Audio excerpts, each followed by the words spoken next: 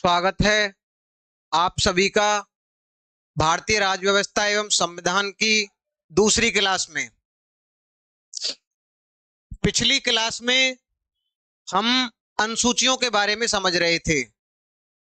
हमने जाना कि जो मूल संविधान था उस मूल संविधान में 8 अनुसूचियां थीं, लेकिन बाद में कुछ संविधान में संशोधन होते हैं जिसके द्वारा संविधान में 4 नई अनुसूचियां जोड़ी जाती हैं।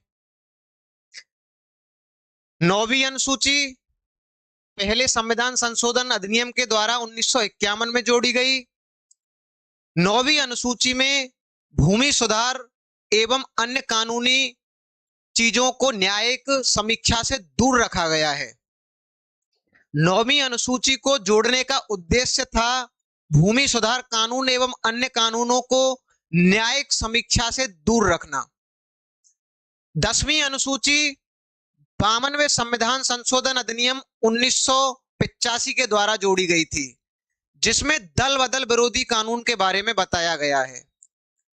11वीं अनुसूची पंचायतों से संबंधित है। यह 73वें संविधान संशोधन अधिनियम 1992 के द्वारा जोड़ा गया। 12वीं अनुसूची नगर पालिका से संबंधित है, जिसे 74वें संवैधानिक संशोधन अधिनियम 1992 के द्वारा जोड़ा गया। तो हमारे मूल संविधान में 8 अनुसूचियां थी। मूल संविधान का मतलब वह संविधान जो 26 जनवरी 1950 को लागू हुआ था। उसके बाद संविधान में संशोधन होते हैं और 4 नई अनुसूचियां जोड़ी जाती हैं। तो 9वीं अनुसूची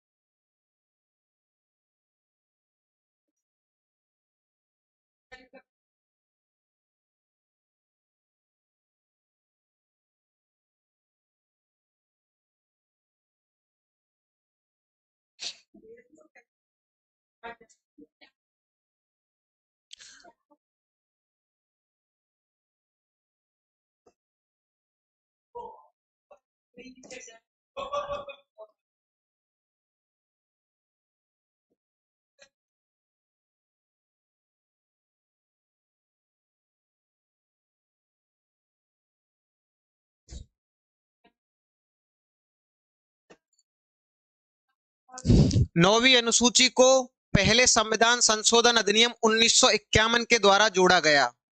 इसमें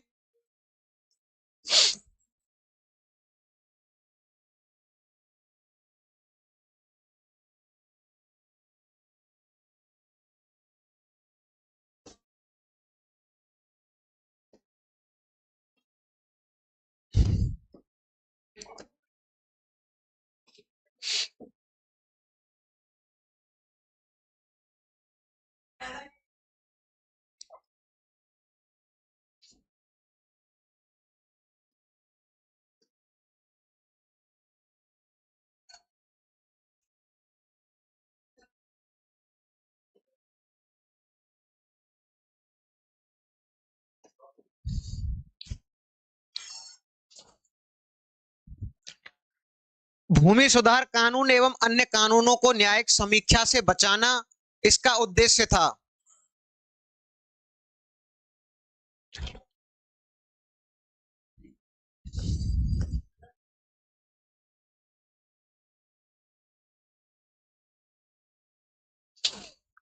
दसवीं अनुसूची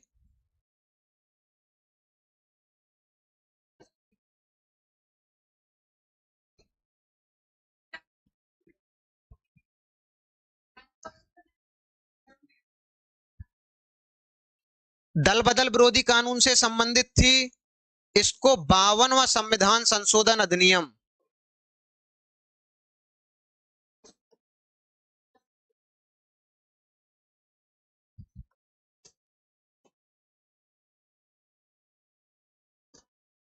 1985 के द्वारा जोड़ा गया।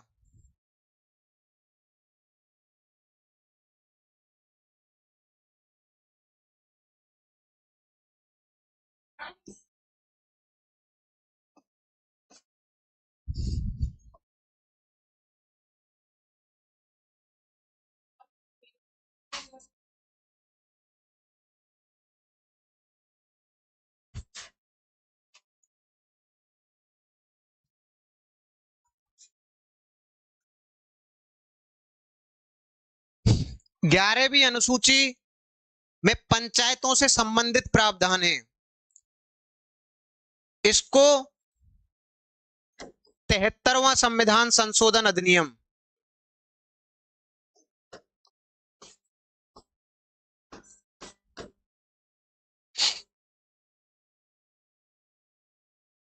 1992 के द्वारा जोड़ा गया।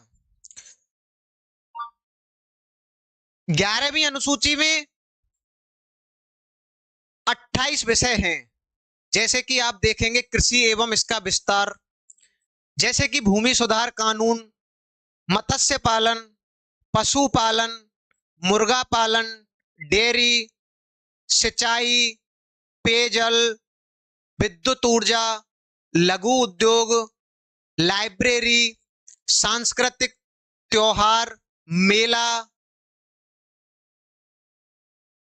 ये इस प्रकार के पंचायती राज से संबंधित जो 11वीं अनुसूची है उसमें 28 विषयों के बारे में बताया गया है, जिसको मूल संविधान में नहीं जोड़ा गया था, बल्कि एक संविधान में संशोधन होता है, उसके द्वारा 11वीं अनुसूची को 73वें संवैधानिक संशोधन अधिनियम 1992 के द्वारा जोड़ा जाता है। 12वीं अनुसूची की अगर हम बात करके चलें तो 12वीं अनुसूची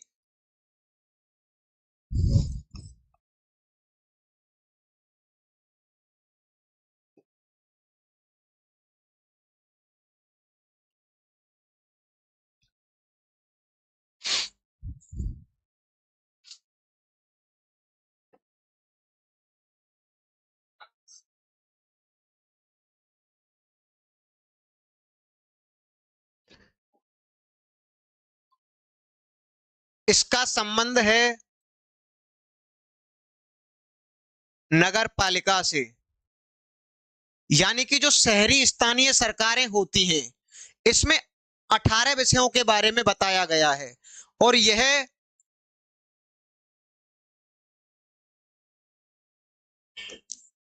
74वां संविधान संशोधन अधिनियम 1992 के द्वारा जोड़ी गई है। तो ये रही हमारी 4 अनुसूची जो मूल संविधान में शामिल नहीं थी, जिन्हें संविधान संशोधन के द्वारा बाद में जोड़ा गया था, जिसमें 9वीं अनुसूची जो भूमि सुधार एवं अन्य कानूनों को न्यायिक समीक्षा के संरक्षण के उद्देश्य से जोड़ा गया था, वह पहले संविधान संशोधन के द्वारा जोड़ा गया था। और देखिए, यह देश की आजादी के बाद या संविधान के लागू होने के बाद जो नई संसद का निर्माण हुआ था, उसके द्वारा इस अनुसूची को नहीं जोड़ा गया था, बल्कि जो संविधान सभा थी, जो संविधान सभा काम कर रही थी, उस वह जब संसद के रूप में काम करती थी, तो उसके द्वारा इस अनुसूची को इसके अंतर्गत सम्मिलित किया गया था। क्योंकि जब नई संसद का निर्माण होता है तो उसकी पहली बैठक 13 मई 1952 को होती है। तो हम कह सकते हैं कि जो संविधान के लागू होने के बाद नई संसद का गठन हुआ था, उसके द्वारा यह संविधान में संशोधन नहीं हुआ था, बल्कि जो पहले से चली आ रही संविधान सभा थी, वह जब संसद के रूप में काम करती थी, तो उसके द्वारा यह अनुसूची जोड़ी गई थी। तो ये 4 अनुसूचियां हैं जो हमारे मूल संविधान में नहीं थी, जिन्हें बाद में संविधान संशोधन के द्वारा जोड़ा गया था।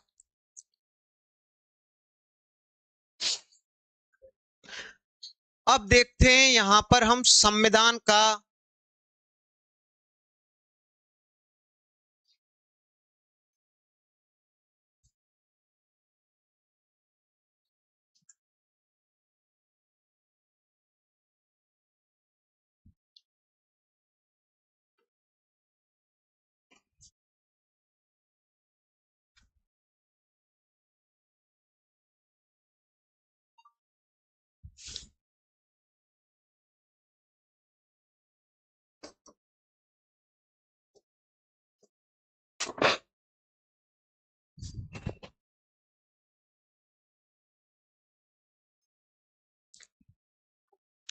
संविधान का वर्णन। हमारे संविधान का लगभग 30% हिस्सा जो है वह दर्शन से संबंधित है। दर्शन का मतलब उसमें मूल्य एवं आदर्शों के बारे में बताया गया है। अब देखिए, मूल्य एवं आदर्श का मतलब है हमारे संविधान की प्रस्तावना, हमारे संविधान के मौलिक अधिकार, राज्य के नीति निर्देशक तत्व एवं जो मौलिक कर्तव्य हैं उनसे संबंधित है संविधान का 30% हिस्सा। और इसका जो 50% हिस्सा है वह सरकार से संबंधित है एवं बचा हुआ जो हिस्सा है वह अन्य प्रावधानों से संबंधित है, जैसे पंचायती राज, जैसे नगर पालिका, जैसे केंद्र एवं राज्य संबंध, जैसे नागरिकता। तो यहां पर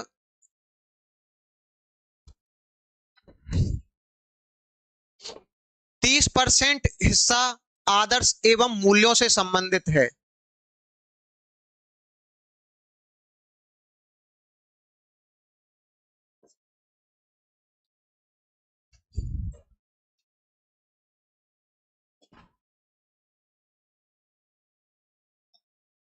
प्रस्तावना,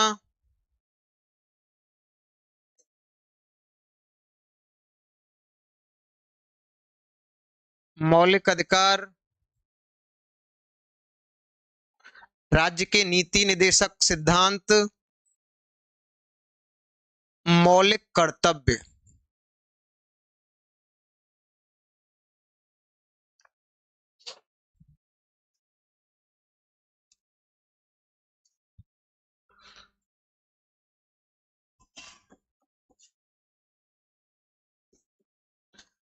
पचास परसेंट हिस्से की अगर बात करके चलें तो इसका 50% हिस्सा सरकार से संबंधित है और बचा हुआ जो 20% हिस्सा है वह अन्य प्रावधानों से संबंधित है।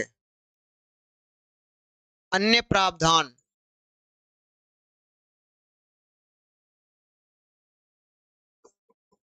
जैसे कि इसमें लिख सकते हैं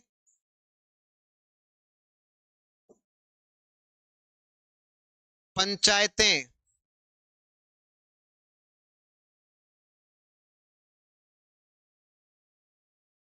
नगर पालिका,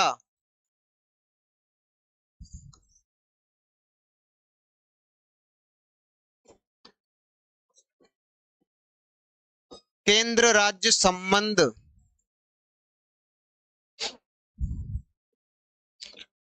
नागरिकता।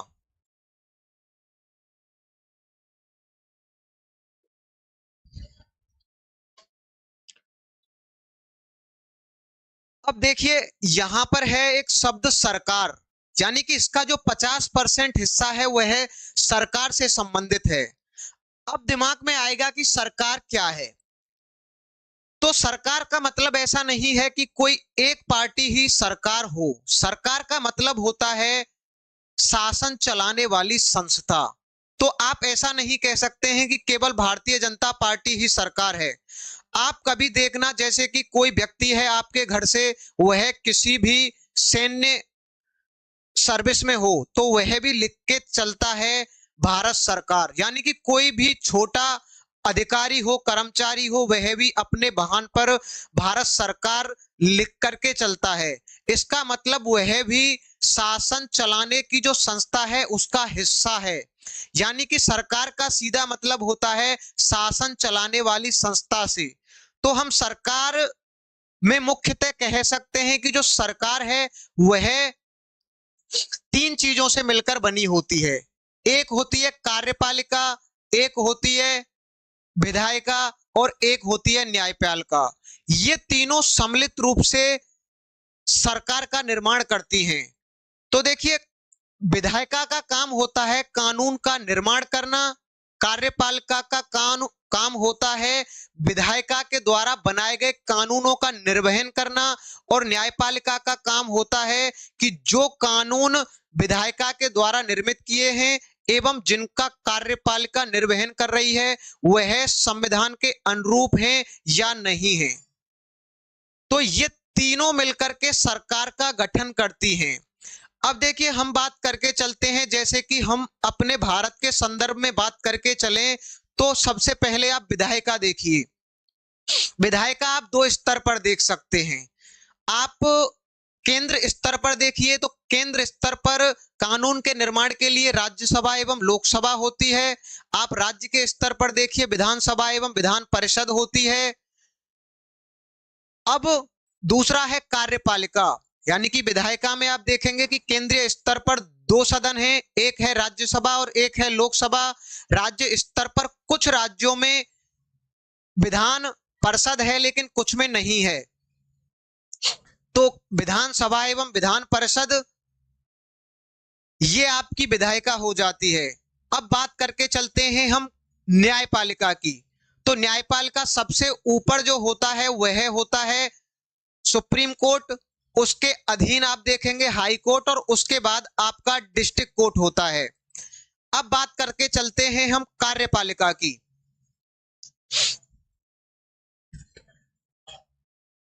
तो हमने देखा विधायिका के बारे में,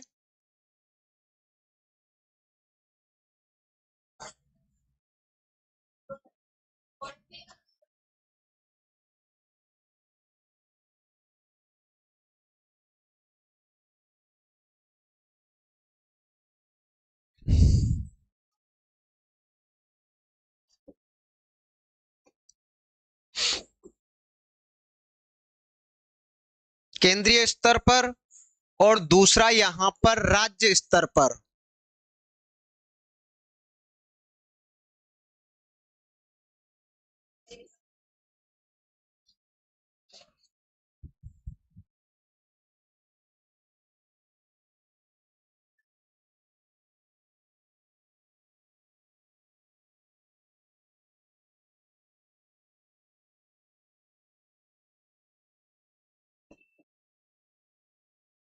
राज्यसभा लोकसभा।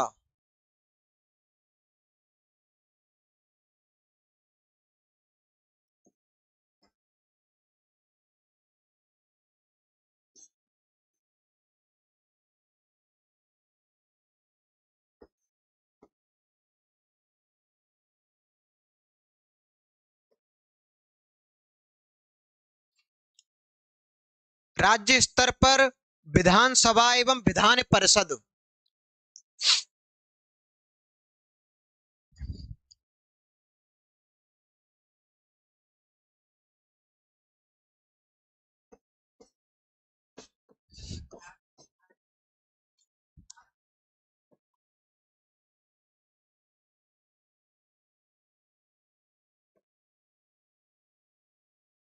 न्यायपालिका की अगर हम बात करके चलें तो सबसे ऊपर होता है सुप्रीम कोर्ट, फिर हाई कोर्ट और उसके नीचे होता है डिस्ट्रिक्ट कोर्ट। तो इसका काम होता है विधायिका का कानून का निर्माण करना। न्यायपालिका का काम होता है विधायिका के द्वारा निर्मित कानून की जांच करना कि वह संविधान के अनुरूप है।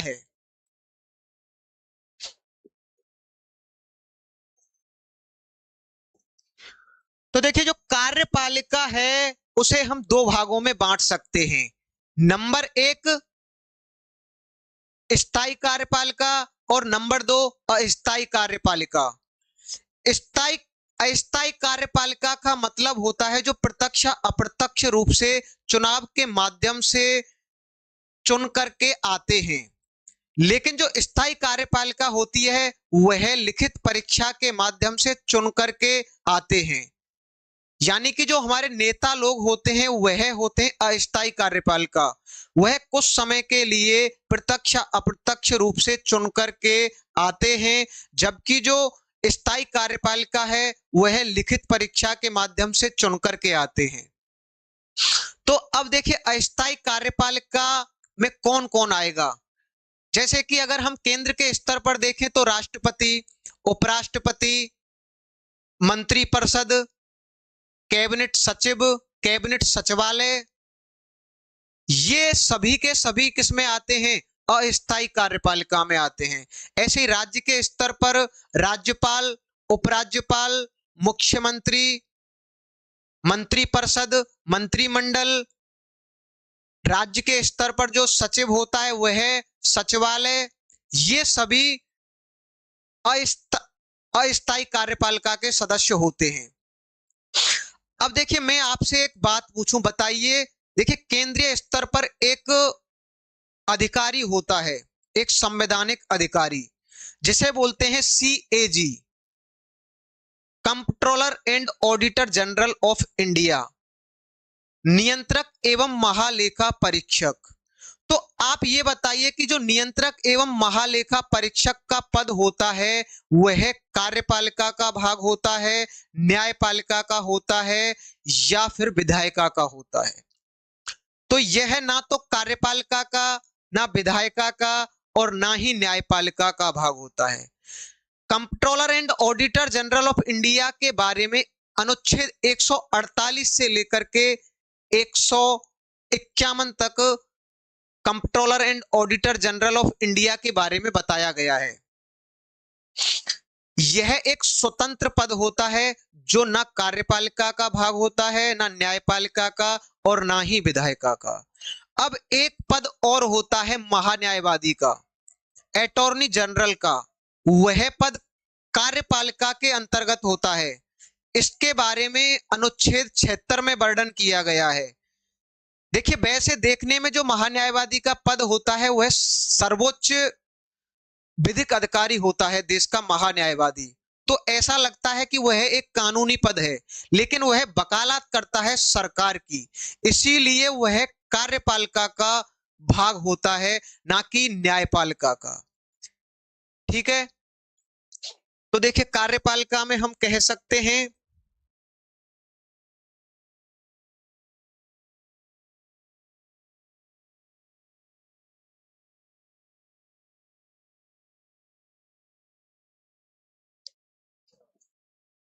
एक है स्थायी कार्यपालिका,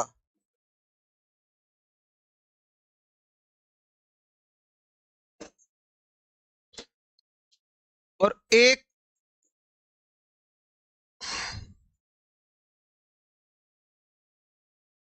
अस्थायी कार्यपालिका।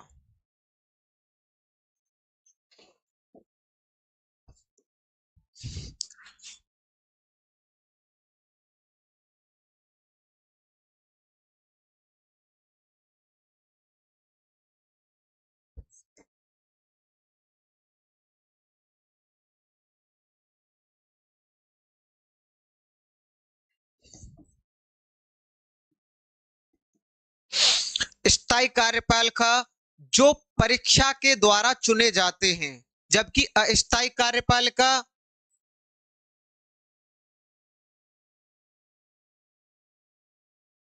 प्रत्यक्ष या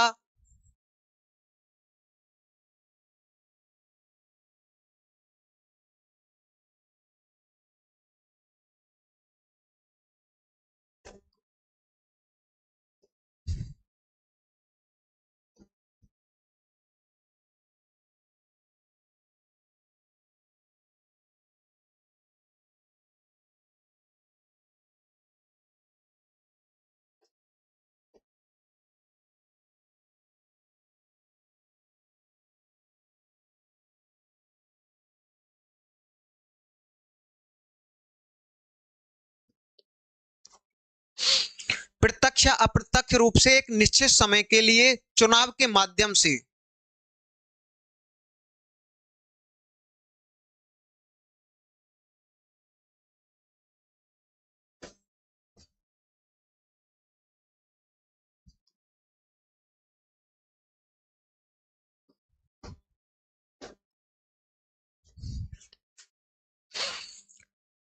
अब देखिए, अगर हम अस्थायी कार्यपालिका की बात करके चलें, तो यहां पर अस्थायी कार्यपालिका में देख सकते हैं कि केंद्र के स्तर पर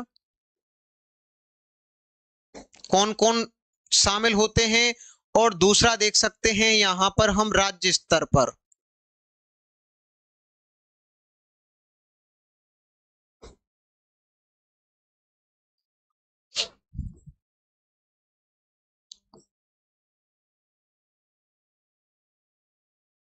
राष्ट्रपति, उपराष्ट्रपति,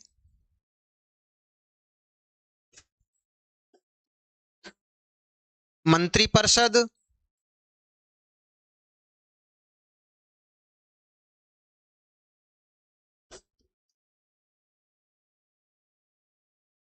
मंत्रिमंडल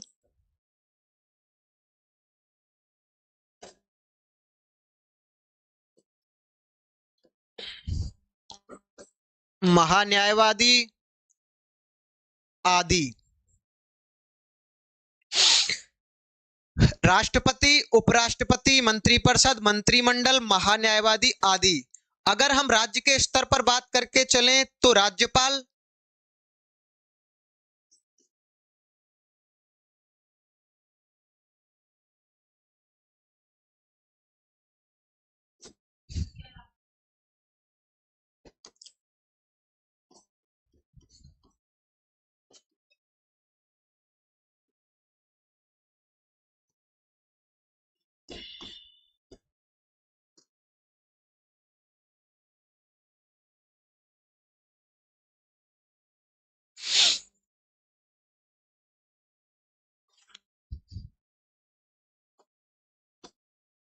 आदि।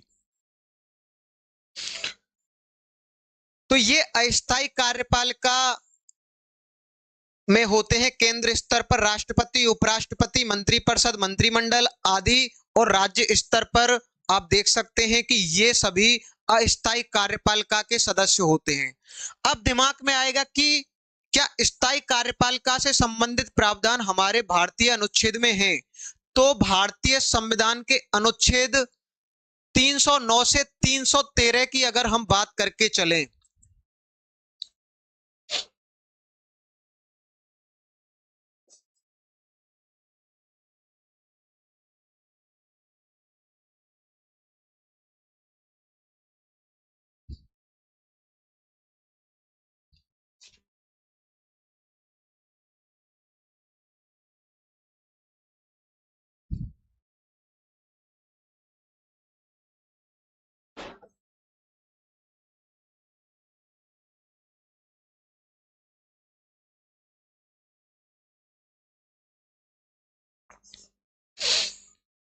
अनुच्छेद 309 से 313 सिविल सेवा में सेवा शर्तें, नियम एवं अधिकारों से संबंधित है।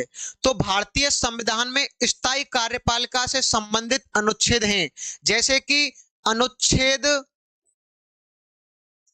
315 से 323 यूपीएससी, यूपीएससी संघ लोक सेवा आयोग से संबंधित अनुच्छेद 315 से 323 में संघ लोक सेवा आयोग से संबंधित प्रावधानों के बारे में बताया गया है। तो अगर हम कहें क्या स्थायी कार्यपालिका से संबंधित अनुच्छेद भारतीय संविधान में वर्णित हैं या नहीं, तो हम इन अनुच्छेदों का हवाला देकर के कह सकते हैं कि भारतीय संविधान में अनुच्छेद 309 से 313 एवं 315 से 323 में स्थायी कार्यपालिका के बारे में बताया गया है।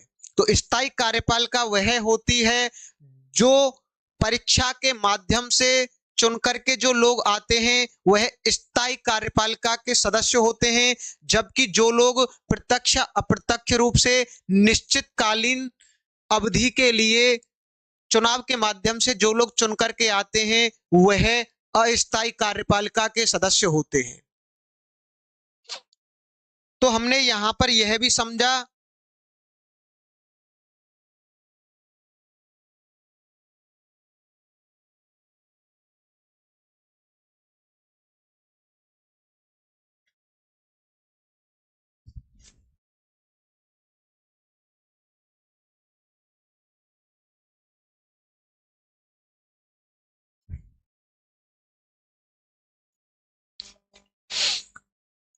अब हम बात करके चलते हैं भारतीय संविधान की मांग।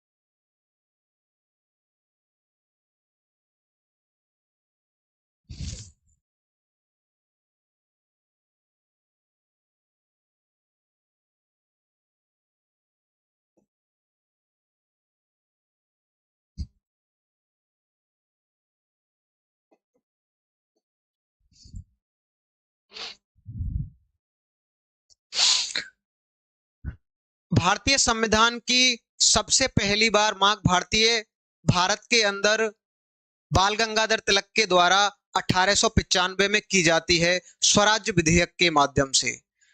1895 में बाल गंगाधर तिलक ने एक विधेयक ब्रिटिश संसद में सौंपा था, जिसका उद्देश्य था भारत के लिए संविधान का निर्माण करना। तो बाल गंगाधर तिलक एवं उनके सहयोगियों के द्वारा जो विधेयक ब्रिटिश संसद के लिए सौंपा गया था, उसमें प्रेस एवं अभिव्यक्ति की स्वतंत्रता के बारे में बात की गई थी। उसमें भारतीय नागरिकों को अधिक भागीदारी सुनिश्चित करने के बारे में बात की गई थी। उसमें निर्वाचित विधायिका के बारे में बात की गई थी और धर्म एवं जाति के बिना किसी भेदभाव के समानता की बात की गई थी। तो आप देखेंगे जो हमारा वर्तमान संविधान है, उसका जो दर्शन है वह कहीं ना कहीं उसकी झलक 1895 के बाल गंगाधर तिलक एवं उनके सहयोगियों के द्वारा जो स्वराज्य विधेयक पेश किया गया था उसमें देखने को मिलती है। तो सबसे पहली बार भारत में संविधान की मांग की गई थी, वह स्वराज्य विधेयक के माध्यम से की गई थी। इसके बाद आप देखेंगे कि होम रूल आंदोलन में बाल गंगाधर तिलक एवं एनी बेसेंट के द्वारा स्वशासन की मांग की गई थी। 1917 में एनी बेसेंट के द्वारा संवैधानिक ढांचे की मांग की गई थी।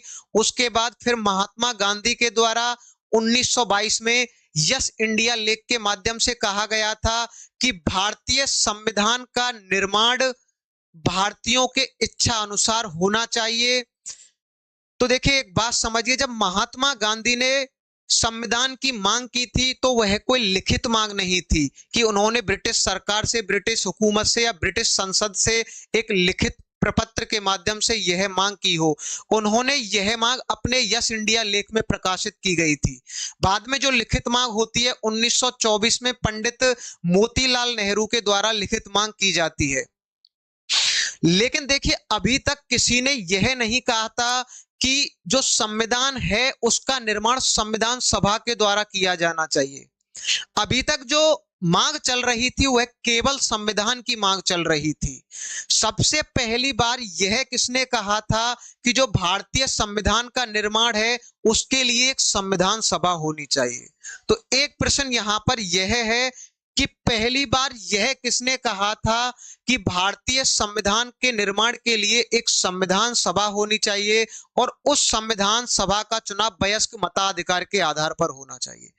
तो यह बात सबसे पहले 1934 में एम.एन. रॉय के द्वारा की जाती है।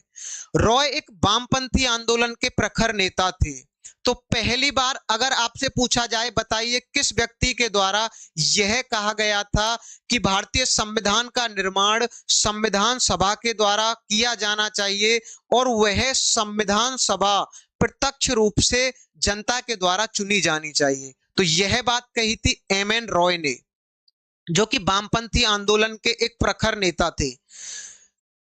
लेकिन देखिए अगर हम बात करके चलें, बात है 1928 की, तो 1928 में नेहरू रिपोर्ट के माध्यम से सबसे पहली बार सुव्यवस्थित कानूनी मसौदा तैयार किया जाता है। सबसे पहली बार सुव्यवस्थित रूप से, एक सुस्पष्ट रूप से जो संविधान की मांग की जाती है वह नेहरू रिपोर्ट के माध्यम से की जाती है। नेहरू रिपोर्ट में आप देखेंगे कि जो नेहरू कमेटी थी उसके अध्यक्ष थे पंडित मोतीलाल नेहरू और जो सचिव थे वो थे पंडित जवाहरलाल नेहरू। तो नेहरू रिपोर्ट में कहा गया था, जो मांग की गई थी उसमें धर्मनिरपेक्षता के बारे में कहा गया था, उसमें मौलिक अधिकारों के बारे में बात की गई थी, उसमें स्त्रियों के समान अधिकारों की बात की गई थी, न्यायपालिका की स्वतंत्रता की बात की गई थी, अल्पसंख्यकों के, आदिवासियों के भाषाई एवं जो विशेष अधिकार होते हैं उनकी बात की गई थी। यानी कि जो हमारा वर्तमान संविधान आपको दिखाई दे रहा है उसकी बहुत बड़ी झलक हमें कहां दिखाई देती है? नेहरू रिपोर्ट में दिखाई देती है। तो हम कह सकते हैं कि भारत में पहली बार अगर संविधान सभा की मांग की बात की जाए किसने की, तो 1895 में स्वराज विधेयक के माध्यम से बाल गंगाधर तिलक एवं उनके सहयोगियों के द्वारा। लेकिन जो एक सुव्यवस्थित स्वदेशी मसौदा तैयार किया गया था, उसके बारे में आपसे पूछा जाए तो कह सकते हैं कि नेहरू समिति के द्वारा यह मांग की गई थी। जो नेहरू समिति ने मांग की थी, उसमें जो शब्द प्रयोग किया गया था वह था डोमिनियन स्टेट, यानी कि इसमें डोमिनियन स्टेट की मांग की गई थी। अब दिमाग में आएगा कि यह डोमिनियन स्टेट क्या है। तो देखिए, कुछ जो हमारे प्रमुख तथ्यात्मक बातें हैं उनके बारे में हम थोड़ा सा लिखते हैं। तो कह सकते हैं,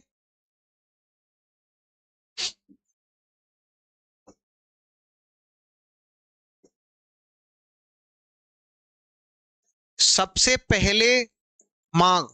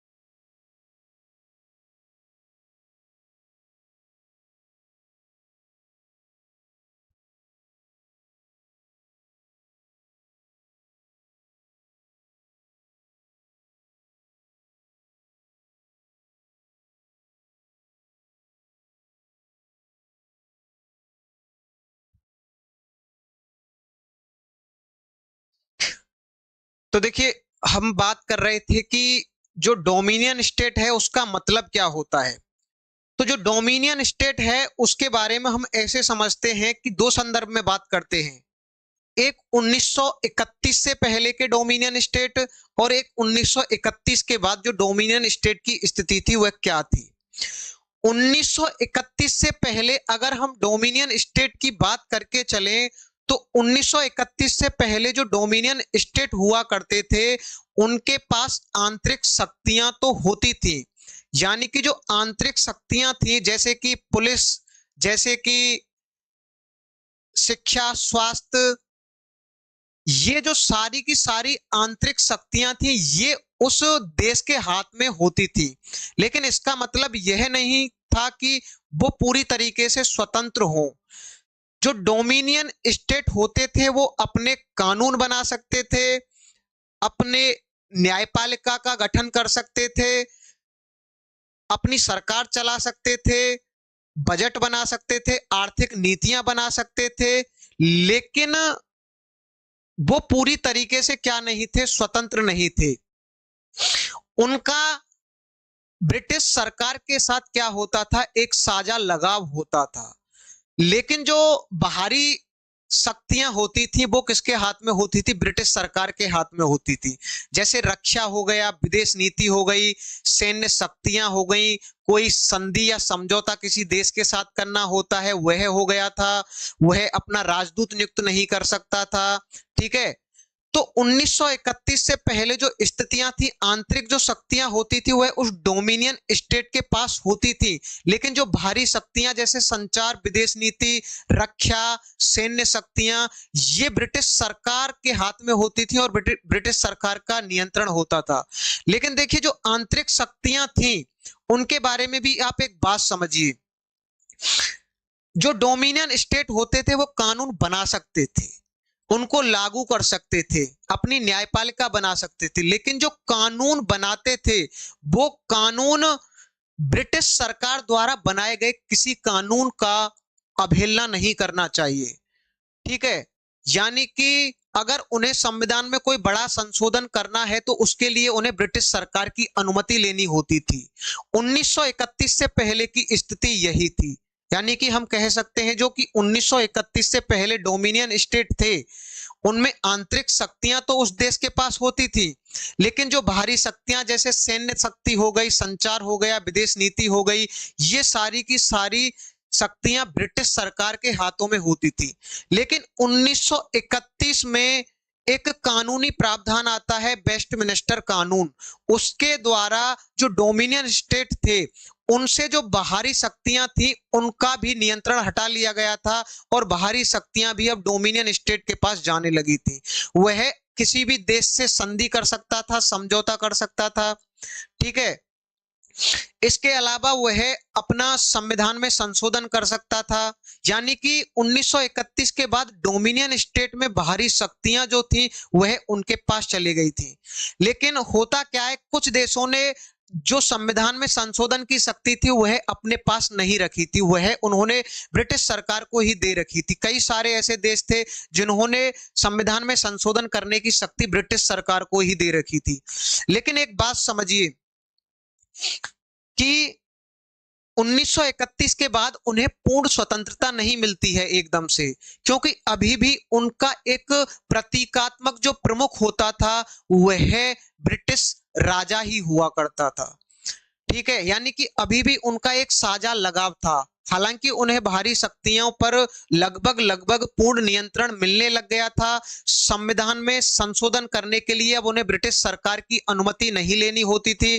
ब्रिटिश सरकार उनके लिए कोई कानून नहीं बना सकता था बिना उनकी अनुमति के। ठीक है, तो ये सारी चीजें 1931 के बाद जो डोमिनियन स्टेट थे उनके पास आने लग गई थी। अब देखिए, जैसे भारत की हम बात करके चले तो भारत 1947 से लेकर के 26 जनवरी 1950 तक एक डोमिनियन स्टेट की तरह काम करता है। लेकिन भारत जो था वह अपने सभी आंतरिक एवं बाह्य मामलों में पूरी तरीके से स्वतंत्र था।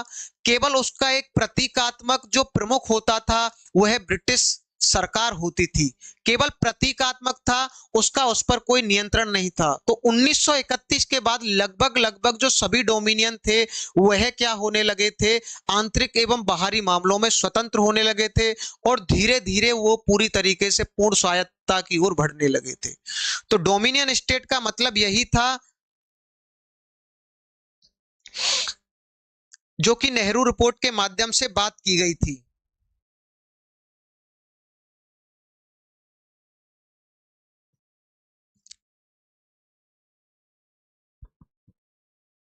तो देखिए, ये हो गया डोमिनियन स्टेट के बारे में।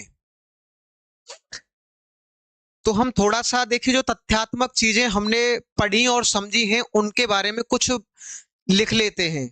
तो जैसे सबसे पहले किसने मांग की थी?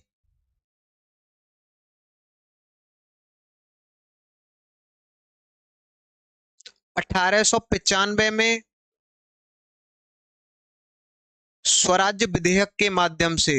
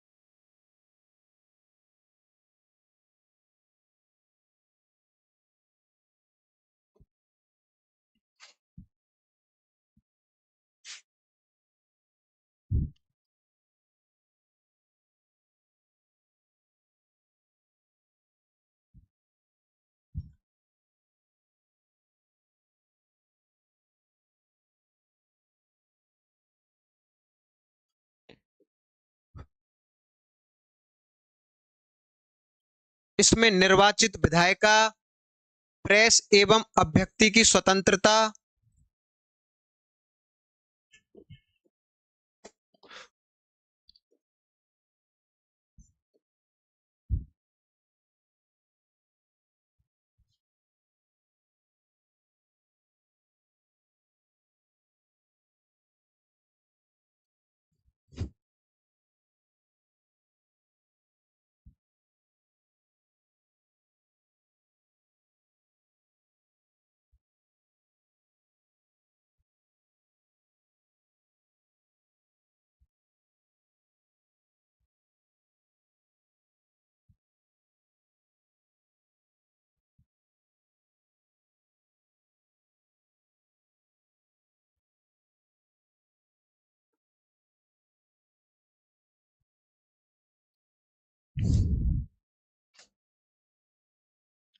जातीय एवं धार्मिक भेदभाव के बिना समानता आदि।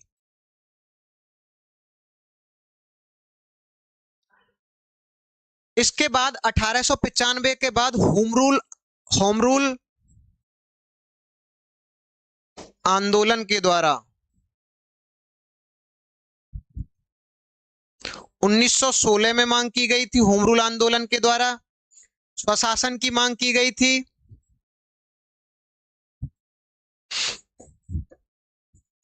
देखिए, यह जो आंदोलन था वह बहुत ही उग्र नहीं था, लोग सड़कों पर नहीं उतरे थे। इसमें क्या होता था, बहुत ही शांति प्रिय सभाएं होती थी, यह ज्यादा उग्र नहीं था, हिंसक नहीं था।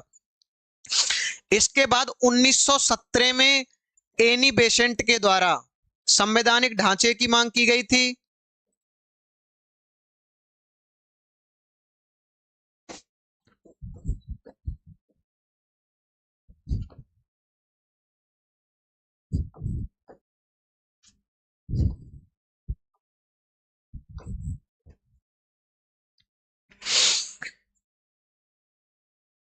इसके बाद 1922 में महात्मा गांधी के द्वारा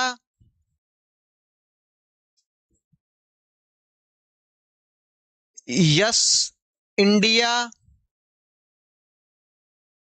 लेख में, इसे इन्वर्टेड कोमा में बंद करिए, ठीक है। यस इंडिया लेख में कहा गया था कि भारतीय संविधान का निर्माण भारतीयों की इच्छा अनुसार होगा।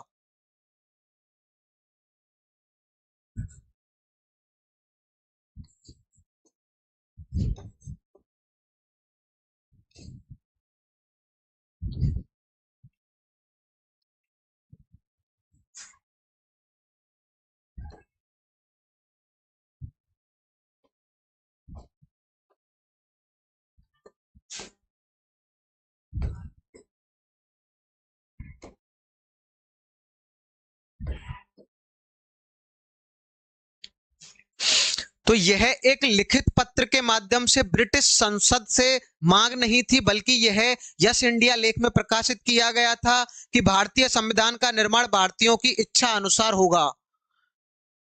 इसके बाद 1924 में पंडित मोतीलाल नेहरू के द्वारा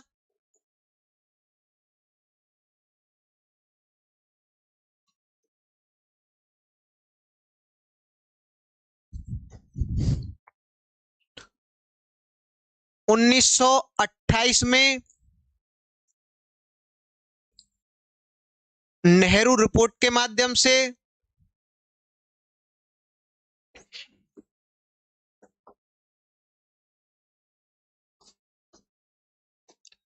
इसके बारे में यह लिख सकते हैं कि यह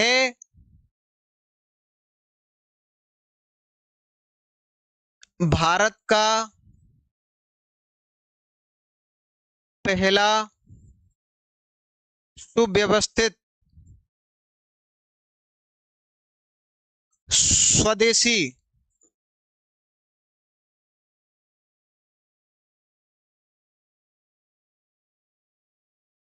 कानूनी मसौदा कानूनी मसौदा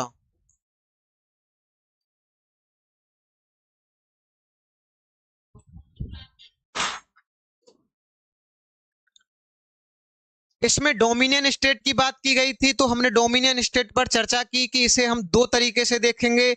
एक जो 1931 से पहले डोमिनियन स्टेट की स्थिति थी, यानी कि आंतरिक शक्तियां तो उनके हाथ में थी लेकिन बाहरी शक्तियां नहीं थी। लेकिन एक जब 1931 के बाद वेस्टमिनिस्टर कानून आता है, उसके बाद जो डोमिनियन स्टेट थे उनको बाहरी शक्तियां भी दी जाने लगी थी। लेकिन कुछ देशों ने जैसे कि संविधान संशोधन की शक्ति ब्रिटिश सरकार को ही दे रखी थी, जो बाद में पूरी तरीके से पूर्ण स्वायत्तता मिलती है और वो स्वतंत्र राष्ट्र बनते हैं। लेकिन कुछ ने शुरुआत से ही सारी की सारी जो शक्तियां थी वो अपने हाथ में रखी थी। 1928 की जो नेहरू रिपोर्ट थी, इसमें मौलिक अधिकारों के बारे में, न्यायपालिका की स्वतंत्रता के बारे में, अल्पसंख्यक एवं आदिवासियों के अधिकारों के बारे में, धर्मनिरपेक्षता के बारे में, सारी चीजों के बारे में बताया गया था। तो इसी कारण से हम कहते हैं कि यह भारत का पहला स्वव्यवस्थित स्वदेशी कानूनी मसौदा था। इसके बाद 1928 के बाद देखिए, सबसे पहली बार 1934 में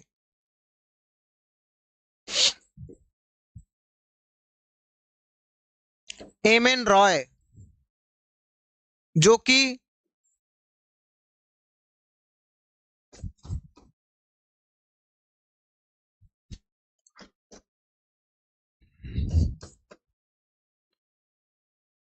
वामपंथी आंदोलन के प्रखर नेता थे,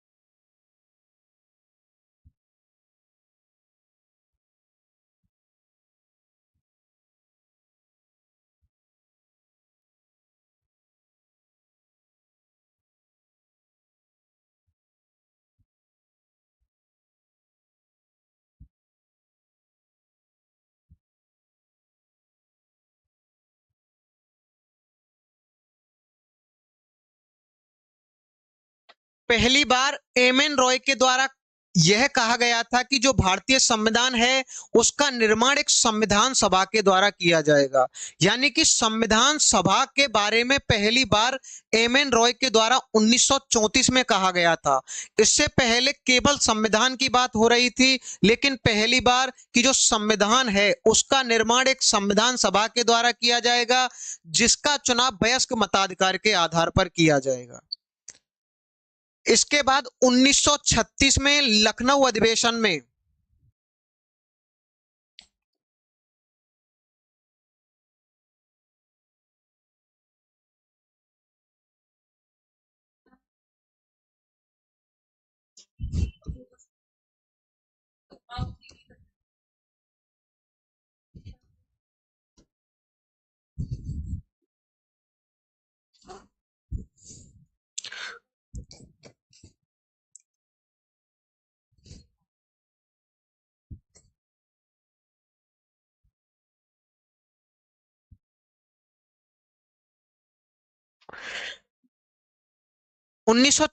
में लखनऊ अधिवेशन में भारतीय राष्ट्रीय कांग्रेस की ओर से यह कहा जाता है कि भारतीय संविधान का निर्माण संविधान सभा के द्वारा किया जाएगा, जिसका निर्वाचन वयस्क मताधिकार के आधार पर होगा। इसके बाद 1938 में कांग्रेस के हरिपुरा अधिवेशन में, जिसकी अध्यक्षता पंडित जवाहरलाल नेहरू करते हैं, उनके द्वारा यह मांग की जाती है कि जो भारतीय संविधान का निर्माण है वह संविधान सभा के द्वारा किया जाएगा और उस संविधान सभा का निर्वाचन वयस्क मताधिकार के आधार पर होगा। अंततः ब्रिटिश हुकूमत के द्वारा इसे अंततः 1940 में मान लिया जाता है और अगस्त प्रस्ताव के द्वारा इस मांग को स्वीकार किया जाता है। लेकिन जो अगस्त प्रस्ताव था वह भारतीय नेताओं के द्वारा भारतीय राष्ट्रीय कांग्रेस एवं अन्य जो उस समय के वरिष्ठ नेता थे उनके द्वारा अस्वीकार कर दिया गया था। कारण यह था कि जो अगस्त प्रस्ताव था उसमें कहा गया था कि इसमें मुख्यतः भारतीय शामिल होंगे। तो जो देश के नेता थे उन्होंने कहा कि मुख्यतः भारतीय का मतलब ये है कि इसमें कुछ अन्य विदेशी लोग भी शामिल होंगे। इसके अलावा कई और कारण थे जिसकी वजह से अगस्त प्रस्ताव को अस्वीकार कर दिया गया था। इसके बाद स्टैफोर्ड क्रिप्स की अध्यक्षता में एक मिशन भारत को भेजा जाता है जिसको हम क्रिप्स मिशन कहते हैं। क्रिप्स मिशन कि अगर हम बात करके चलें तो क्रिप्स मिशन के द्वारा यह बातें सामने निकल करके आती हैं कि भारत का एक संविधान होगा जिसका निर्माण संविधान सभा के द्वारा किया जाएगा। लेकिन इसमें देखिए कुछ चीजें थी, जैसे कि इसमें कहा गया था डोमिनियन स्टेट की बात की गई थी। दूसरी बात इसमें यह कहा गया था कि जो प्रांत हैं उनसे सदस्यों का निर्वाचन होगा जबकि जो देशी रियासत हैं उनसे सदस्यों का मनोनयन होगा। तीसरी बात इसमें यह कही गई थी कि कोई भी देशी रियासत या प्रांत अगर उसको यह संविधान स्वीकार नहीं है तो वह अपना स्वतंत्र संविधान का निर्माण कर सकता है। चौथी बात अगर हम बात करके चलें तो जो क्रिप्स मिशन था उसने कहा था कि हम द्वितीय विश्व युद्ध की समाप्ति के बाद भारत के संविधान का निर्माण करेंगे। लेकिन मुस्लिम लीग एवं भारतीय राष्ट्रीय कांग्रेस के द्वारा इसका बायकॉट किया जाता है। मुस्लिम लीग के द्वारा इसका बहिष्कार इसीलिए किया जाता है क्योंकि मुस्लिम लीग जो थी वह चाहती थी अलग राष्ट्र, वह अलग पाकिस्तान का निर्माण चाहती थी जो कि क्रिप्स प्रस्ताव में नहीं था। इसी कारण से मुस्लिम लीग ने इसका बहिष्कार किया। भारतीय राष्ट्रीय कांग्रेस ने भी इसका बहिष्कार किया था क्योंकि इसमें आप देखिए कि जो संघ जो रियासत एवं प्रांत थे उनको यह कहा गया था कि वह इस संविधान को अगर माने तो माने, नहीं तो वह अपना स्वतंत्र संविधान का निर्माण कर सकते हैं। इसीलिए भारतीय राष्ट्रीय कांग्रेस एवं मुस्लिम लीग के द्वारा इसका बहिष्कार किया गया था। अंततः जो देखिए महात्मा गांधी थे उन्होंने क्रिप्स प्रस्ताव को डूबते हुए बैंक का चेक, पोस्ट डेटेड चेक कहा। डूबते हुए बैंक का पोस्ट डेटेड चेक कहा। पोस्ट डेटेड चेक का मतलब होता है भविष्य की तारीख से, यानी कि मान के चलिए आपके पास आपको कोई चेक दे दिया और उस पर 1 साल या 2 साल बाद की तारीख लिख दी, यानी कि आप उस तारीख से पहले उस चेक का भुगतान नहीं कर सकते हैं और आप नगद कैश प्राप्त नहीं कर सकते हैं। इसीलिए महात्मा गांधी ने इसे पोस्ट डेटेड चेक की संज्ञा दी क्रिप्स मिशन के प्रस्ताव को।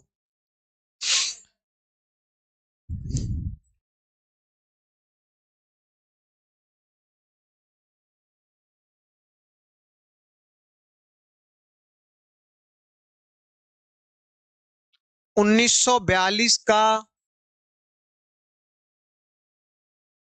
क्रिप्स प्रस्ताव, क्रिप्स मिशन जो कि स्टैफोर्ड क्रिप्स की अध्यक्षता में भेजा गया था।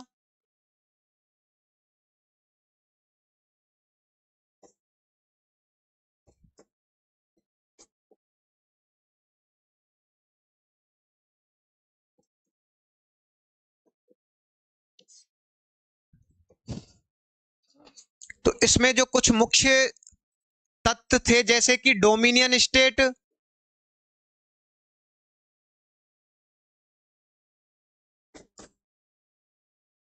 जैसे कि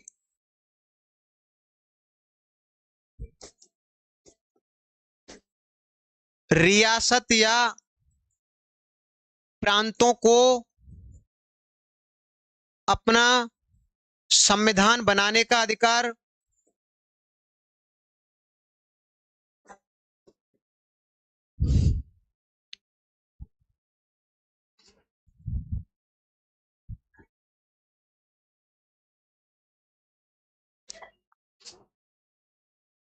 इसके अलावा आप देख सकते हैं कि इसमें जो प्रांत थे उनसे सदस्यों का निर्वाचन एवं जो देशी रियासत थी उनसे सदस्यों के मनोनयन की बात की गई थी।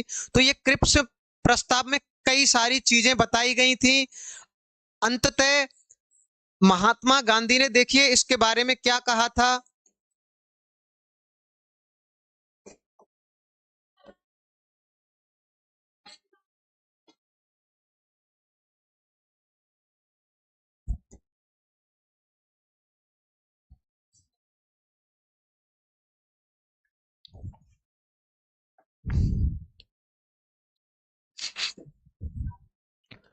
पोस्ट डेटेड चेक की संज्ञा दी, इसका सीधा मतलब आप कह सकते हैं कि भविष्य की तारीख।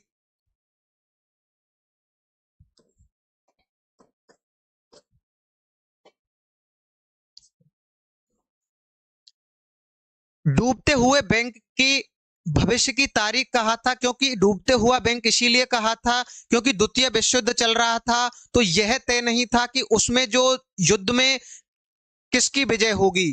तो हो सकता है कि जो ब्रिटिश सरकार है, जो ब्रिटेन है, उसकी पराजय हो जाए। और भविष्य की तारीख इसीलिए कहा था क्योंकि आप देखेंगे कहा था कि द्वितीय विश्व युद्ध के बाद, यानी कि हम उस स्वतंत्रता को तब तक नहीं ले सकते हैं जब तक कि द्वितीय विश्व युद्ध समाप्त ना हो जाए। तो भारतीय नेताओं ने यह कहा कि हमें यह स्वतंत्रता अभी चाहिए।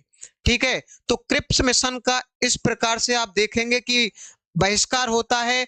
अंततः जो भारतीय संविधान का निर्माण होता है वह होता है कैबिनेट मिशन के तहत। ब्रिटिश संसद के द्वारा एक मिशन भारत भेजा जाता है जिसमें 3 सदस्य थे, sir Stafford Cripps, AB Alexander और लॉर्ड पेंथिक लॉरेंस। तो 3 सदस्य थे।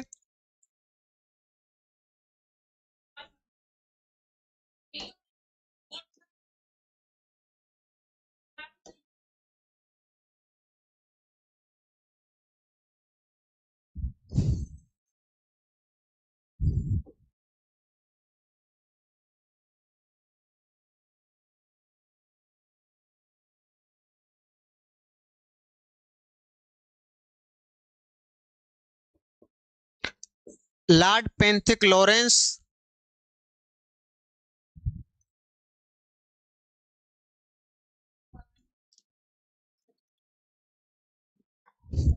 एबी अलेक्जेंडर और सर स्टैफोर्ड क्रिप्स।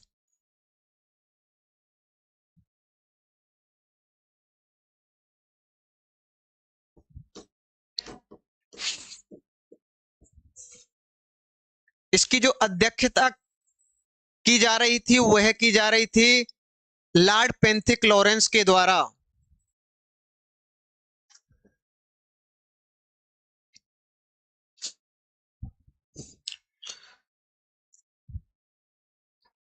1946 में ब्रिटिश संसद के द्वारा 3 कैबिनेट सदस्यों का एक मिशन भेजा जाता है जिसका उद्देश्य क्या था। उद्देश्य था भारतीय संविधान सभा के द्वारा संविधान का निर्माण।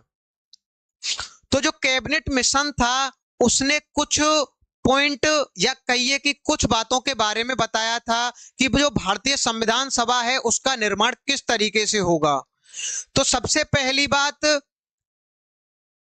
कैबिनेट मिशन के द्वारा जो संविधान सभा थी उसमें 389 सदस्यों का चुनाव तय किया था कि जो संविधान सभा का निर्माण होगा उसमें 389 सदस्य होंगे। 389 ही क्यों, पहला प्रश्न आता है कि 389 ही क्यों लिए गए थे। क्योंकि उस टाइम पर जो भारत की जनसंख्या थी वह लगभग 40 करोड़ थी। तो लगभग 10 लाख की जनसंख्या पर एक सदस्य का चुनाव किया जाना था। तो आप देखेंगे कि 10 लाख के हिसाब से लगभग 389 सीट ही आपको निकल करके सामने आती हैं। तो पहली बात हमारे ये समझ में आती है कि जो संविधान सभा में सीटों की संख्या सुनिश्चित की गई थी वह 389 की गई थी, 389 सीटें। दूसरी बात, 389 का आंकड़ा क्यों, क्योंकि उस टाइम पर जो भारत की आबादी थी वह थी लगभग 40 करोड़। तो लगभग 10 लाख की जनसंख्या पर एक सदस्य का चुनाव किया जाना था।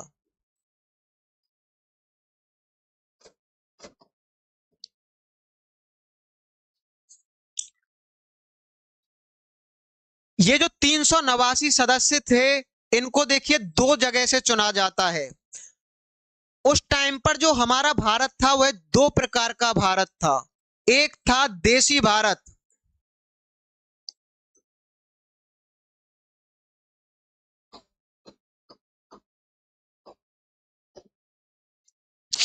ये मान लीजिए कि ये देशी भारत था, और ये जो था ये था ब्रिटिश भारत।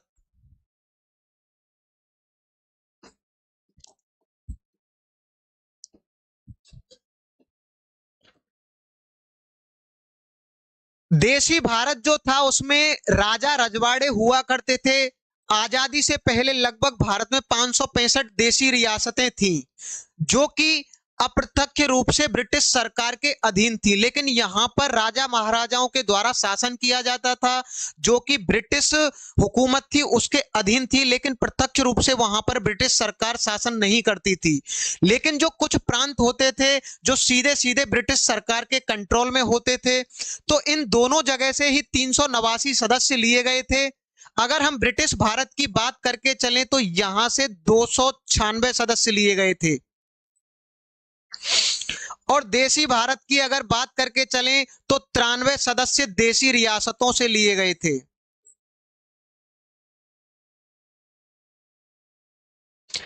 इन 296 में भी 292 का जो चुनाव होता है वह ब्रिटिश प्रांतों से होता है, जबकि जो चार थे उनका एयर चीफ कमिश्नरी के क्षेत्रों से होता है। जैसे कि उस टाइम पर दिल्ली, अजमेर, मेरवाड़, बलूचिस्तान एवं कुर्ग, इन चार जगह से चार सदस्यों का निर्वाचन होता है। कुर्ग वर्तमान कर्नाटक में पड़ता है, बलूचिस्तान वर्तमान पाकिस्तान में पड़ता है।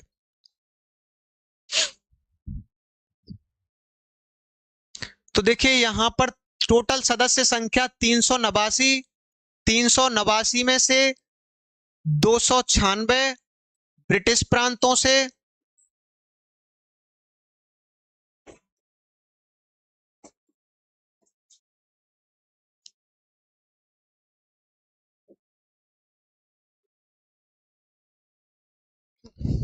तिरानवे सदस्य देशी रियासतों से,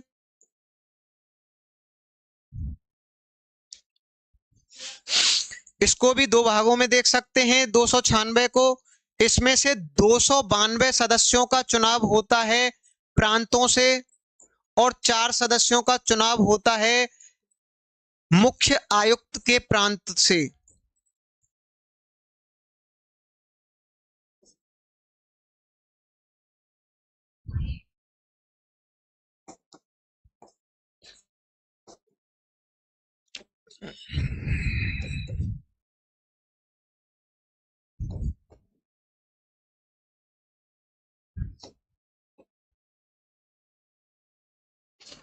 दिल्ली,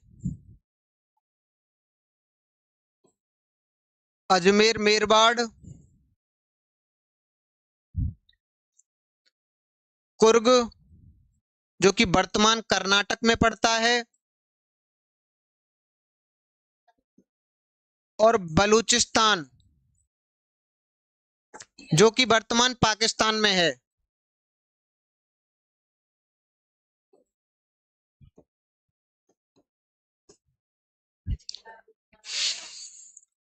292 प्लस 4, और जो 93 सदस्य थे वो देशी रियासतों से लिए गए थे। लेकिन इनको जो चुनने का तरीका था दोनों ही को अलग अलग था। देशी रियासतों के सदस्यों का निर्वाचन नहीं हुआ था बल्कि मनोनयन हुआ था। इनको मनोनीत किया गया था, यानी कि इनका चुनाव नहीं हुआ था। तो इनको क्या किया गया था? मनोनीत किया गया था। जबकि ये जो 296 सदस्य थे इनका निर्वाचन किया गया था, यानी कि इनका चुनाव हुआ था।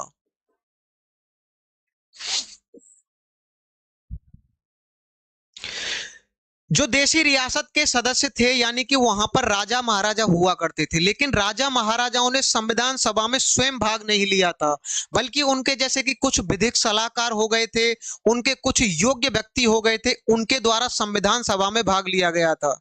तो यहां पर कह सकते हैं कि राजा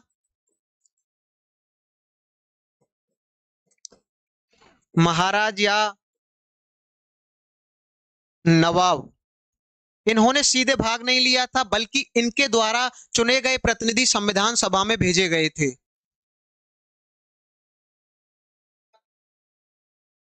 ये जो सभी सीटें थी, इनको जनसंख्या के आधार पर 3 समुदाय में बांटा गया था, मुस्लिम, सिख एवं अन्य, यानी कि मुस्लिम एवं सिख को छोड़कर अन्य। जनसंख्या के आधार पर 3 समुदाय में बांटा गया था, मुस्लिम, सिख एवं अन्य। संविधान सभा में जिन सदस्यों का निर्वाचन हुआ था, यानी कि जो ब्रिटिश प्रांतों से निर्वाचन हुआ था, वह होता है एकल संक्रमणीय मत समानुपातिक प्रतिनिधित्व पद्धति के द्वारा अप्रत्यक्ष रूप से। एक होता है अप्रत्यक्ष चुनाव और एक होता है प्रत्यक्ष चुनाव।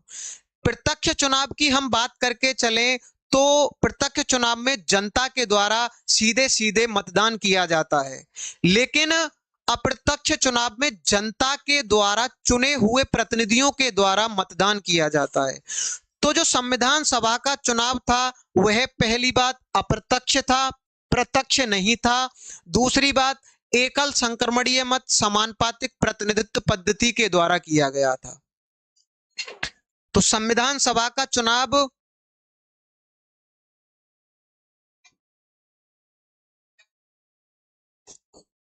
एकल संक्रमणीय या एकल हस्तांतरणीय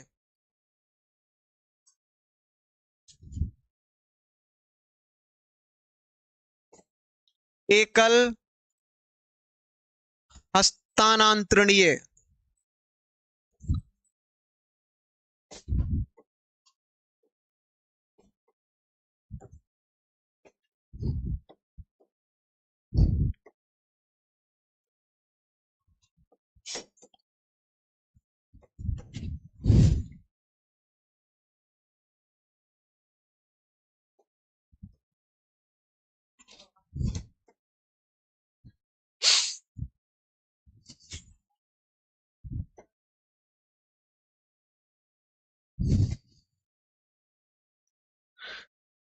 तो यह अप्रत्यक्ष निर्वाचन था। अब देखिए, ज्यादातर जो अभ्यर्थी होते हैं वह एकल संक्रमणीय मत समानुपातिक प्रतिनिधित्व पद्धति को पढ़ते हैं भारत के राष्ट्रपति के चुनाव में, लेकिन यहां पर जो संविधान सभा का चुनाव हुआ था, उसमें जो एकल संक्रमणीय मत समानुपातिक प्रतिनिधित्व पद्धति थी, उसका पैटर्न क्या था, आखिर में यह क्या होती है और कैसे संविधान सभा के सदस्यों का चुनाव हुआ था, हम इस बात को समझेंगे। हमने यह समझ लिया कि अप्रत्यक्ष चुनाव का मतलब क्या होता है।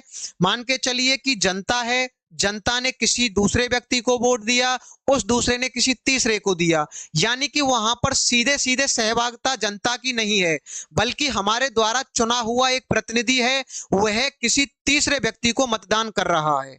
लेकिन प्रत्यक्ष चुनाव में जैसे कि आप देखेंगे कि जनता है वह सीधे के सीधे अपने प्रत्याशी को वोट करती है, तो वह होता है प्रत्यक्ष चुनाव। अब यहां पर हम यह समझते हैं कि जो संविधान सभा का चुनाव था एकल हस्तांतरणीय समानुपातिक प्रतिनिधित्व पद्धति के द्वारा हुआ था, वह क्या था, कैसे आखिर में संविधान सभा के सदस्य चुने गए थे। तो पहली बात तो आप ये समझिए कि जो संविधान सभा के सदस्य चुने गए थे, उसमें वोट किसने दिया था, तो उसमें वोट जनता के द्वारा नहीं दिया गया था, बल्कि उसमें जो वोट किया गया था वह प्रांतीय व्यवस्थापिकाओं के सदस्यों के द्वारा किया गया था। भारत शासन अधिनियम 1935 के द्वारा 1937 में चुनाव होते हैं, जिसमें जो ब्रिटिश प्रांत थे उनमें सरकार बनकर के सामने आती है, और जो प्रांतीय व्यवस्थापिका के सदस्य थे उनके द्वारा ही संविधान सभा के सदस्यों को मतदान किया गया था। लेकिन जो प्रांतीय व्यवस्थापिका के सदस्य थे, उनका चुनाव जो था बहुत ही सीमित था, वह वयस्क मताधिकार के आधार पर नहीं कह सकते हैं, बहुत ही सीमित कहेंगे, क्योंकि उसमें संपूर्ण जो जनता थी उसको वोट डालने की सहभागिता नहीं थी। उसमें कुछ प्रतिबंध लगाए गए थे, लगभग उस समय की जितनी भी आबादी थी उसका 10 से 15% लोगों ने ही वोट डाला था। उसमें जैसे कि आप समझिए कि कोई व्यक्ति है जो निश्चित शुल्क प्रदान कर रहा है, उसको वोट डालने का अधिकार था, एक निश्चित पढ़ा लिखा व्यक्ति, जैसे कि मान लीजिए कोई मैट्रिक पास है, कुछ के क्षेत्रों के लिए यह सुनिश्चित कर दिया था कि इस प्रांत से, इस क्षेत्र से कोई व्यक्ति जिसकी जो क्वालिफिकेशन है वह इतनी है, वह वोट कर सकता है। इसके अलावा कोई विशेष वर्ग का व्यक्ति वोट कर सकता है, कोई निश्चित टैक्स देने वाला व्यक्ति वोट कर सकता है। तो ये कुछ प्रतिबंध लगाए गए थे, यानी कि वहां पर संपूर्ण जनता को वोट डालने का अधिकार नहीं था, बल्कि जो मताधिकार था वह बहुत ही सीमित था। आप वर्तमान में देखिए, वर्तमान में जो चुनाव होते हैं वहां पर संपूर्ण जनता को वोट डालने का अधिकार होता है। इससे संबंधित भारतीय संविधान में 2 अनुच्छेद भी हैं, 325 और 326। 325 में कहा गया है कि कोई भी व्यक्ति जो है उसे धर्म, जाति, वर्ग या अन्य किसी आधार पर उसे मतदान करने से वंचित यानी कि शामिल या उसे हटाया नहीं जाएगा। और 326 में बताया गया है कि कोई भी व्यक्ति जिसका नाम मतदाता सूची में है वह विधानसभा एवं लोकसभा के सदस्यों में मतदान करने का योग्य माना जाएगा। तो ये भारतीय संविधान में 325 और 326 में वर्तमान में 2 अनुच्छेद हैं जो बताते हैं वयस्क मताधिकार के बारे में। लेकिन उस समय का जो चुनाव था 1937 में हुआ था वह बहुत ही सीमित था।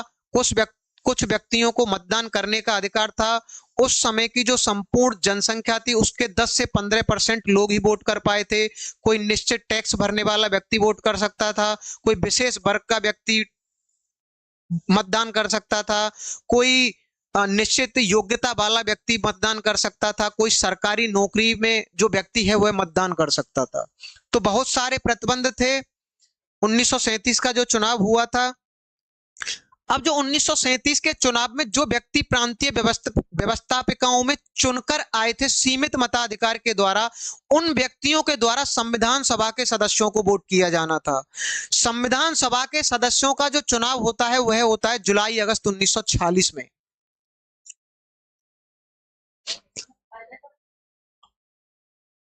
तो जो मतदान करने की पद्धति थी वह थी एकल संक्रमणीय समानुपातिक प्रतिनिधित्व पद्धति। यानी कि 1937 के चुनाव में जो सीमित मताधिकार हुआ था, जो सीमित जनसंख्या ने वोट किया था, वह प्रांतीय व्यवस्थापिका के सदस्यों के लिए किया था और इन प्रांतीय व्यवस्थापिका के सदस्यों ने संविधान सभा के लिए किया था। इसीलिए हम कहते हैं कि संविधान सभा के सदस्यों का जो निर्वाचन हुआ था वह अप्रत्यक्ष था, ना कि प्रत्यक्ष था। अगर जनता सीधे मतदान करती है और संविधान सभा के सदस्यों को चुनती है तो हम कह सकते थे कि वह प्रत्यक्ष चुनाव के द्वारा संविधान सभा के सदस्यों का चुनाव हुआ था। तो एकल संक्रमणीय समानुपातिक, जो एकल हस्तांतरणीय समानुपातिक प्रतिनिधित्व पद्धति है, उसमें सबसे पहला जो काम होता है वह होता है कोटा तय करना। कोटा तय करना।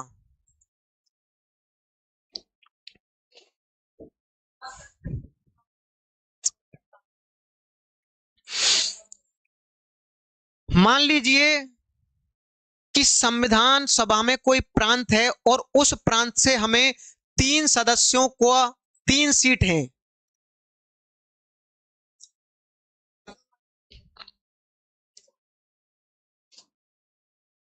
और मान के चलिए कि जो मतदाता हैं, मतदाता की संख्या की अगर हम बात करके चलें, मतदाता हैं 100।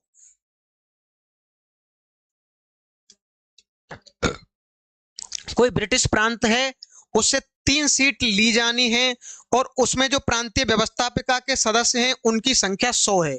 तो सबसे पहला जो काम होता है संविधान सभा के सदस्यों का चुनने का वह होता है एक कोटा तय करना। और इस कोटे का जो फॉर्मूला है वह किया जाता है कि जितने मतदाता हैं, जितनी सीट खाली हैं, उसमें आप 1 ऐड कीजिए और उसमें आप क्या करेंगे, तो ये निकल कर आएगा 4, 8, 25 प्लस 1। ठीक है, यानी कि 25 प्लस 1, तो यह लगभग निकल करके आता है, जो कोटा होता है 26। कोटा आता है 26, यानी कि जो मतदाता हैं उनकी संख्या भागित जो सीट हैं उनकी संख्या प्लस 1, और उसमें आपको प्लस 1 ऐड करना है, आपको निश्चित कोटा मिल जाता है, वह कोटा है 26। अब इसमें जो दूसरा चरण होता है वह होता है पसंद तय करना, पहली पसंद तय करना।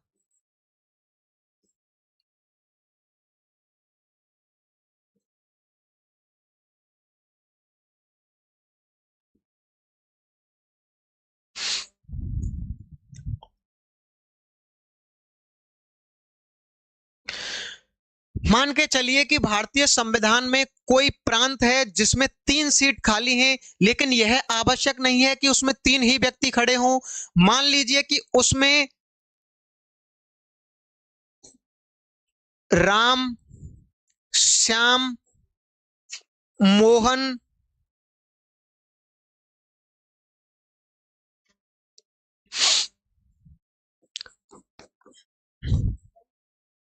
राहुल, ठीक है, और 10 व्यक्ति खड़े हैं।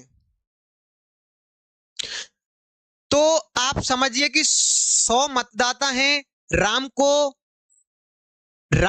जो 100 मतदाता हैं उनमें से 30 व्यक्तियों के द्वारा अपनी पहली पसंद दी जाती है, यानी कि राम को 30 ऐसे व्यक्ति हैं जो कहते हैं कि मेरी पहली पसंद राम है, तो सभी 100 में से 30 जो मतदाता हैं वह राम को अपना पहला पसंदीदा इंसान मानते हैं। दूसरा, अगर हम श्याम की बात करके चलें तो मान लीजिए इसमें से 100 में से 18 कैंडिडेट ऐसे हैं जो श्याम को अपनी पहली पसंद मानते हैं, या 20 कर लीजिए इसको, ठीक है, 20 मान लीजिए। 30 20 50, आप मोहन की समझ लीजिए 15, 30 20 50 60 65, 65 राहुल को समझ लीजिए 15, 65 70 80, और जो बचे हुए आपके जितने भी उम्मीदवार हैं उसको आप और समझ लीजिए कि इनको भी पहली पसंद वाले कुछ व्यक्ति चुनते हैं। तो देखिए हमारा जो निश्चित कोटा है वह 26 है, और 100 में से 30 व्यक्ति ऐसे हैं जिन्होंने अपनी पहली पसंद राम को दी है, और 100 में से 20 व्यक्ति ऐसे हैं जिन्होंने अपनी पहली पसंद श्याम को दी है, और 15 व्यक्ति ऐसे हैं 100 में से जिन्होंने अपनी पहली पसंद मोहन को दी है, और सभी को, किसी को दूसरी, किसी को तीसरी, किसी को चौथी, किसी को पांचवी, किसी को 10वीं पसंद दी है। अब देखिए जो कोटा है वह 26 है, तो राम पहले ही आपके चक्र में क्या हो जाता है, विजय प्राप्त कर लेता है, क्योंकि जो कोटा है वह 26 है और राम ने इतने मत प्राप्त कर लिए हैं कि वह कोटा से पार चला जाता है, तो राम पहले ही चक्र में क्या हो जाता है, यह चुन लिया जाता है। तो यहां तक यह चरण 2 का काम समाप्त हो जाता है। अब देखिए हम चरण 3 की बात करके चलते हैं। चरण 3 में क्या होता है, हम देखते हैं कि राम को कितने अतिरिक्त वोट प्राप्त हुए हैं। तो यहां पर राम को अगर हम बात करके चलें तो 4 अतिरिक्त वोट प्राप्त हुए हैं। तो तीसरे चरण में क्या होता है, अतिरिक्त जो मतदान है उसका आंशिक रूप से क्या कर दिया जाता है, ट्रांसफर कर दिया जाता है, हस्तांतरण कर दिया जाता है। इसी कारण से कहते हैं हम इसे एकल हस्तांतरण या समानुपातिक प्रतिनिधित्व पद्धति। तो जो 4 हैं उनका हम आंशिक रूप से ट्रांसफर करेंगे। तो यहां पर आप देखिए ये टोटल है 30 मतदाता। अब हम 30 मतदाताओं की दूसरी पसंद को देखेंगे कि इन्होंने दूसरी पसंद किसको चुना है। तो मान लीजिए कि 30 में से 20 व्यक्ति ऐसे हैं जिन्होंने अपनी दूसरी पसंद श्याम को चुना है, और 10 व्यक्ति ऐसे हैं जिन्होंने अपनी दूसरी पसंद मोहन को चुना है। तो जो तीसरा चरण होगा उसमें क्या करेंगे हम कि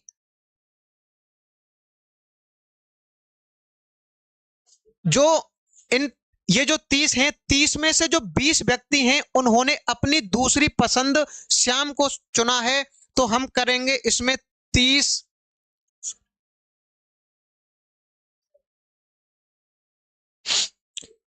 20/30 गुणा 4, तो देखिए 4 ये होता है 8/3 यानी कि 2 पॉइंट कुछ। तो अब यानी कि मान लीजिए ये 2.5 या 2.6 कुछ भी हो आपका, इसको क्या करेंगे हम, इस 2.5 को इसमें ऐड कर देंगे, यानी कि अब इसके पास मतदान हो जाते हैं 2.6 मान लीजिए, ठीक है। तो यह 2.6 है, लगभग 23 हो गए, यानी कि अब देखिए जो श्याम है उसके पास मतदान जो है वह कितने हैं, 23, लेकिन अभी इसे एक निश्चित कोटा प्राप्त नहीं हुआ है। लेकिन जो 30 में से 10 लोग हैं जो अपनी दूसरी पसंद बी को देते हैं, तो इसके लिए आप देखेंगे तीसरे चरण में कि 10/30 गुणा 4, तो आप देखिए 4/3 का मतलब लगभग 1 पॉइंट कुछ होता है, तो हम एक इसमें ऐड करेंगे तो यह होता है 16, यानी कि अभी निश्चित कोटा ना तो श्याम को प्राप्त हुआ ना ही मोहन को प्राप्त हुआ।